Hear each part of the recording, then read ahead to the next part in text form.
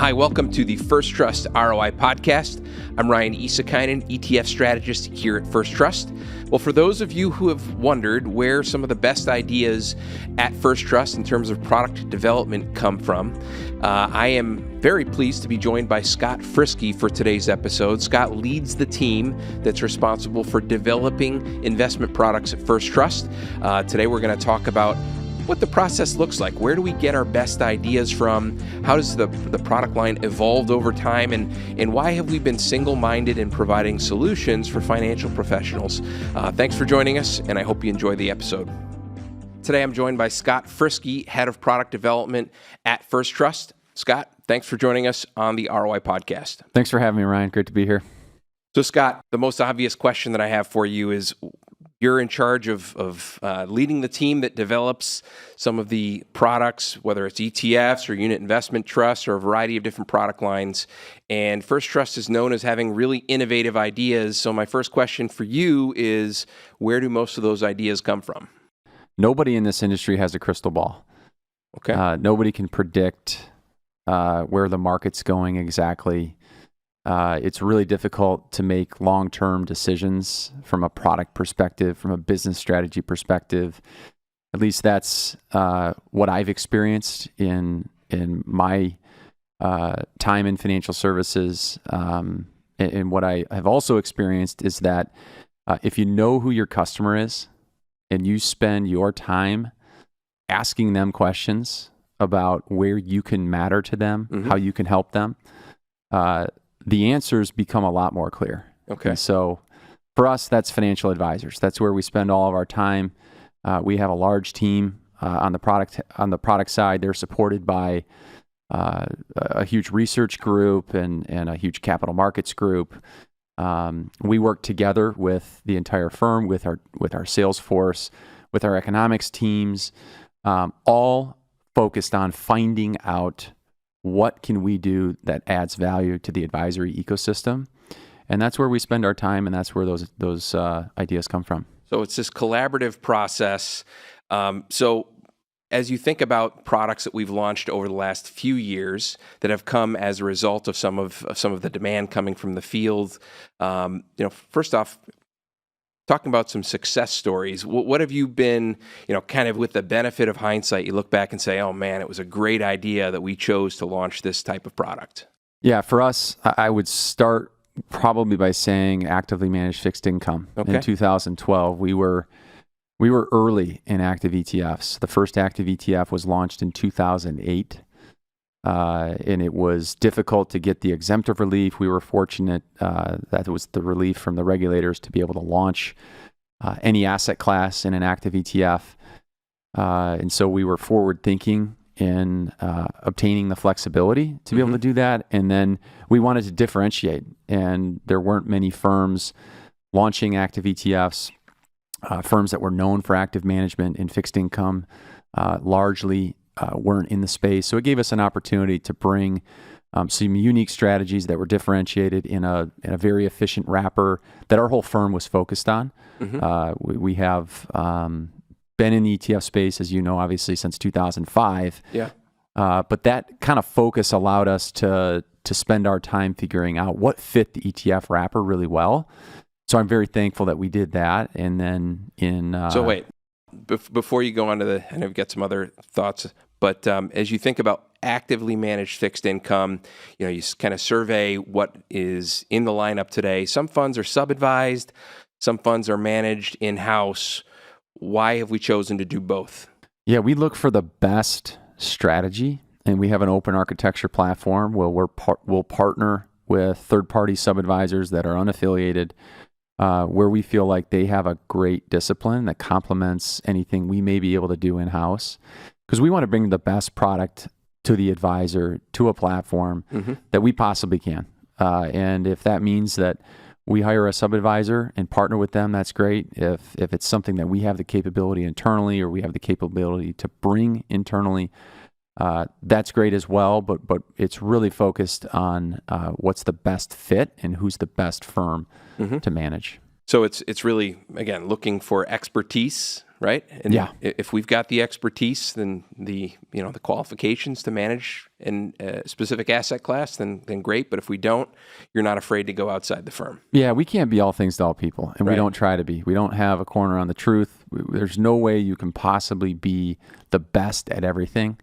It's a lot more likely if you have the ability to reach your target market through distribution, that you can find other people that have been focused on a craft for a very long time and partner with them. Okay. And they're good at what they're good at, and we're good at what we're good at. And when you put them together, 1 + 1 = more than 2. Okay, so in addition to actively managed fixed income, what else have you kind of, again, looking back with the benefit of hindsight now, you say, well, boy, that was a really good decision?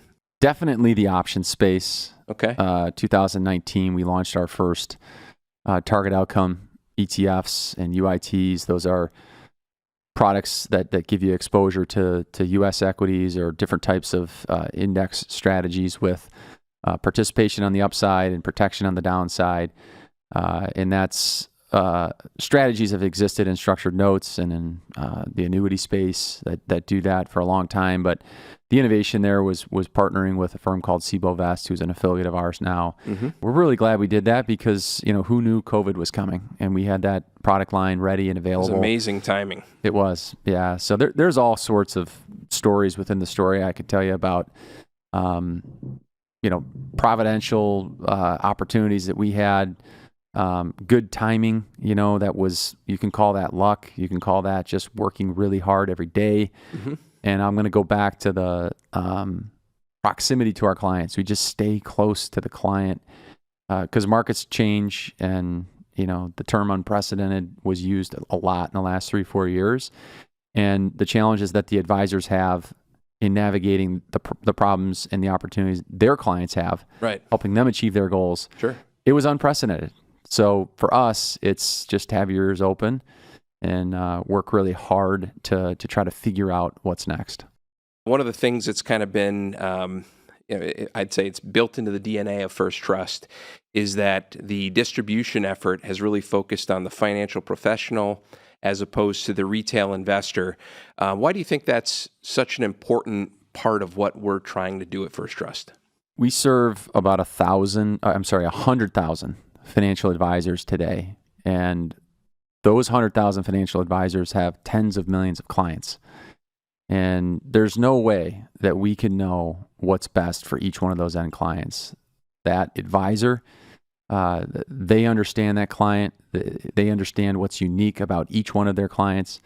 And our job is to support them in helping them work with their clients to achieve their goals. And so it's focusing on your target audience, your target market, your target client, which for us is the intermediary. It could be a family office, could be an advisor, could be a broker-dealer.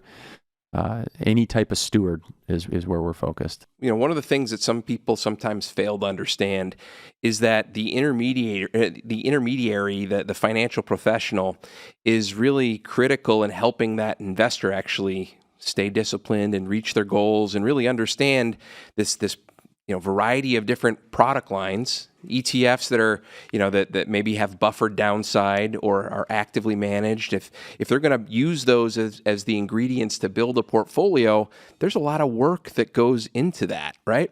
And financial professionals are better equipped to do that than the retail investor sitting at home. Yeah, we're big believers in the value that advisors provide, and our CEO, Jim Bowen, has this phrase that he coined, and it's First Trust exists to serve the stewards of the wealth of the most productive people on earth. And that word steward and our operative word service, we serve the stewards because the stewards are the ones that craft the individual plan for the individual client and walk that family through decades, in some cases generations, of wealth creation, wealth management, in some cases just trying to figure out how they can retire and live off their savings. Maybe they have a pension, maybe they don't. There's so many issues that the American citizen faces that a financial advisor can help them prepare for and plan for.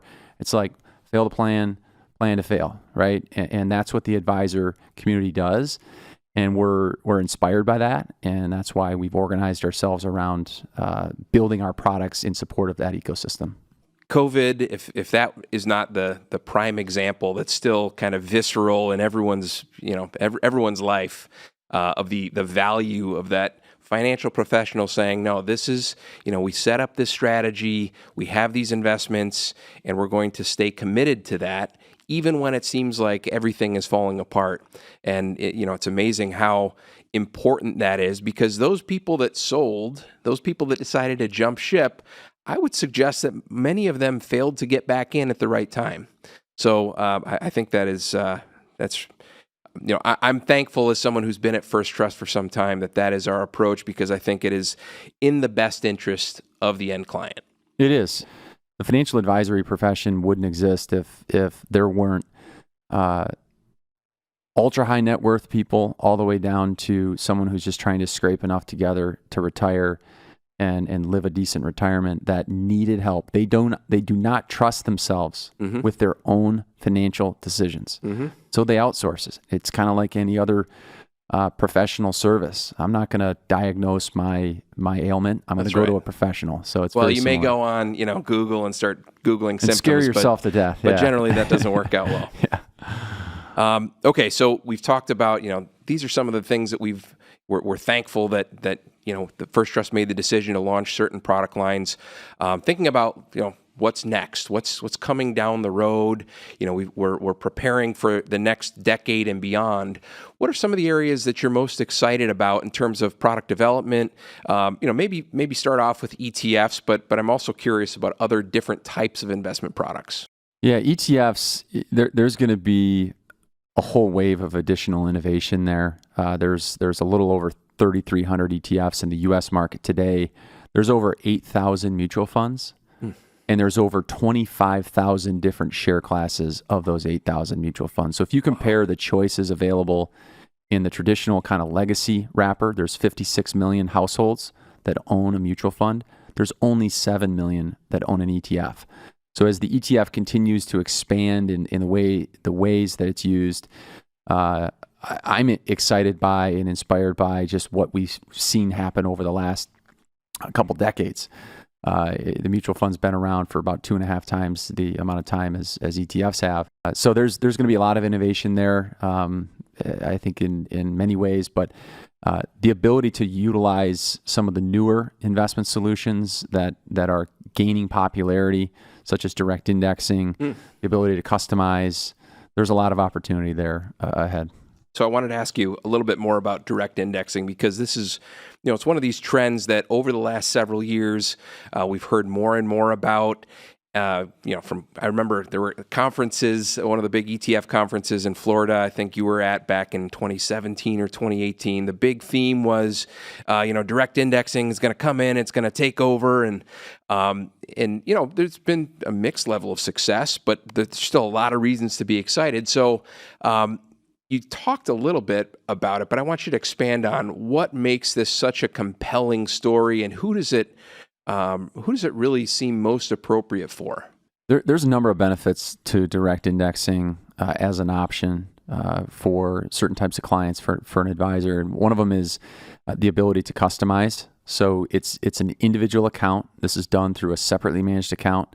So an advisor can customize. It may be based on their values. It may be based on an investment policy statement that they have, a certain type of return they're trying to generate or risks they're trying to mitigate. You can customize all of that in a managed account, and that's what I would call full service direct indexing, where you're not just providing exposure to benchmark A through Z. So you're customizing that, and that makes me think immediately of some of the ESG policies that individual investors, maybe institutions may have.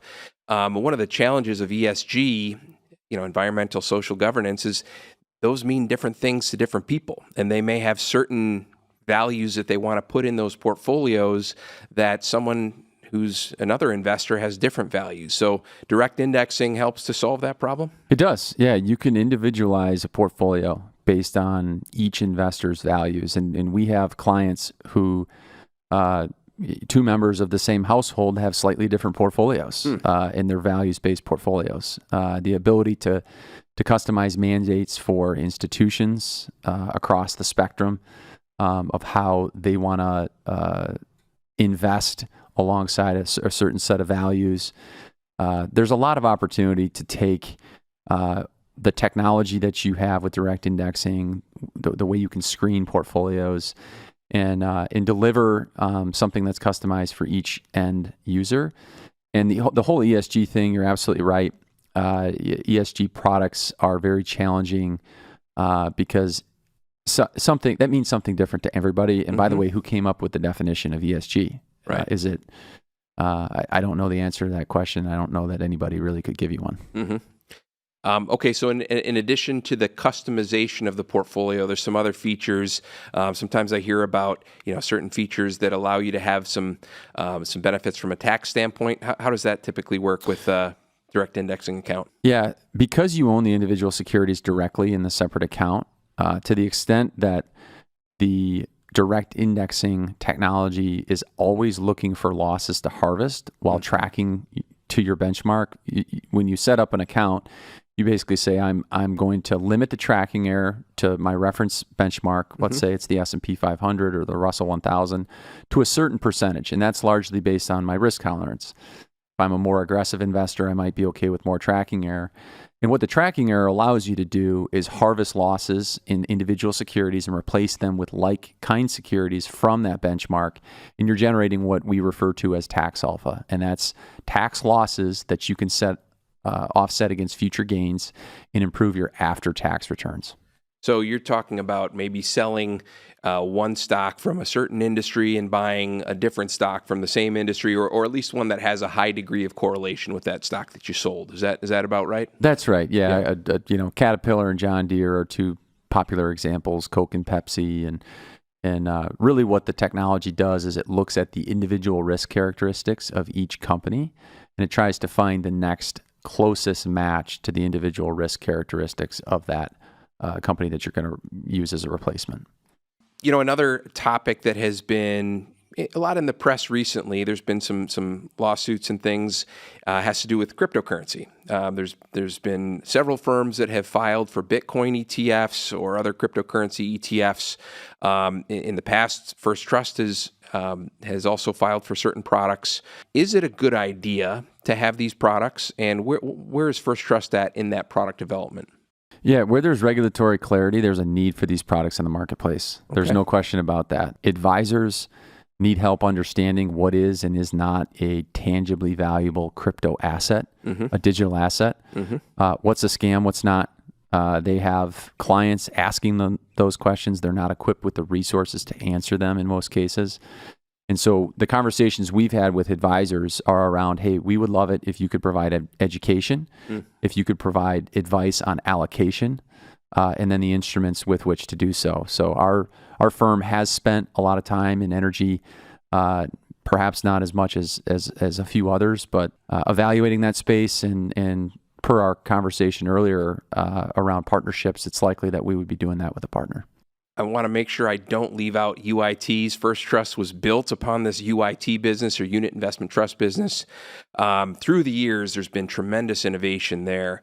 And I'm curious, same question with that I had for ETFs. What are you most excited about in some of the innovation in the UIT space? Yeah, the UIT wrapper has been around a long, long time. A lot longer than the ETF. And in fact, two, I think, of the largest ETFs in the market are UITs. That's a very little known sort of fact. So I always use that as an example of the breadth of utility that the unit investment trust structure has. It's also, for certain types of advisors, it's a business model. They don't charge an advisory fee. They get paid a commission. And the industry looks at that kind of the same way they look at maybe an A-share mutual fund or something like that, where we don't think that's a fair comparison because UITs are rules-based, they're transparent. Every time they mature, the advisor gets to have a conversation with the client about that allocation. Do we want to reinvest with the same allocation? Do we want to reposition? Do we want to take more risk, less risk? Are we generating enough income from these investments? Where are interest rates at? Should we just park it in cash? Should we do something different? There's a level of engagement that the UIT structure enables the advisors to have with their clients, and really focus on positioning the assets appropriately for each environment that we're in. That's a great overview of some of the differences and sort of advantages of that UIT structure. It is amazing that First Trust has become a leader in that space, and it's been around for a long time. And there's really the list of competitors is not quite as long as maybe I would expect it to be, given some of the success that we've had in the UIT space. Okay, Scott, I have made it a habit of asking some of the guests on the podcast, for reading recommendations. I'm always looking for ideas of books to read. Thinking about the Scott Friske reading list. Are there any books that you're reading or have recently read that you would recommend? 3 books come to mind. One of them is a book called The Leadership Bookshelf. Okay. And this is a book that highlights 50 books that other leaders have read and recommend. And so if you're looking, one of the things that I think is really hard, especially for younger people who haven't lived through as much history, is what do I read? That book, for me, was a great guide to what other leaders, and these are generals, they're admirals of the Navy, they're public figures, they're people who have been successful, who the author of this book interviews, and he interviews the person who recommended the book and why they recommended it. He gives an overview of the author and then gives a brief overview of the book. And so that was a great guide. And then the other 2 are Ego is the Enemy by Ryan Holiday. Okay. And it is just such a great book because we all have an ego and we ought to discipline it daily. Yeah. And it's a great guide. And he's kind of a stoic. He's written a number of books now. He lives near Austin, Texas, where I live. Okay. So I'm a big fan of his and his writing. And then the third one is The Hard Thing About Hard Things. And that's written by Ben Horowitz of Andreessen Horowitz. And it's about how hard it is to build a business. And he tells some kind of war stories about what it was like when he was kind of coming up through the ranks as a CEO and as a founder, and how he cut his teeth, and a lot of really hard lessons he learned about how to deal with people of all kinds of different circumstances. It's just a really good book that it kind of gives you an in-your-face exposure to how hard it is to start, run, and succeed in business. Oh, that's fantastic. Okay, my final question. As you think about some of the trends that are happening in our industry, we look at the economy. First Trust's economic team thinks there's likely a recession coming. There's a lot of, a lot of reasons why people look at the landscape and they're negative and they're kind of a little pessimistic. So my question for you is, what are you optimistic about? I mean, you look around at the world around you. I think it's important to have things that you're optimistic about. So I'm curious, Scott, what are you optimistic about? That's a good question. I'm not an economist. I'm not right. a markets person. But I think living in America, where we have freedom, we have religious freedom, we have political freedom, we have freedom of speech, we have all sorts of freedoms here, combined with the American spirit, that the hard work and the work ethic that you see so many people apply every single day, and the companies on the venture side that we see, that we get looks at to invest in early stages, and the amount of innovation that's happening in our country, partly because of the intellectual property rights we have here, and if you build it, no one's going to take it from you, like exists in some other countries. But I'm just generally an optimistic person, and so I look at difficulty as an opportunity. So if we're going to go into an economic headwind, financial services is going to really lean on the services aspect. Who's going to be there for those that need the help the most? And from a kind of a business perspective, I think we're not inviting difficulty, but when it comes, we are eager to be the first call for our clients, and to be there to support them when it gets the toughest. Great answer. Scott, thank you so much for coming on the podcast. We'll have to do this again sometime down the road, but I really appreciate you. Appreciate the work your team does as well. And I appreciate all of you. Thanks for joining us on the ROI podcast. Have a great day.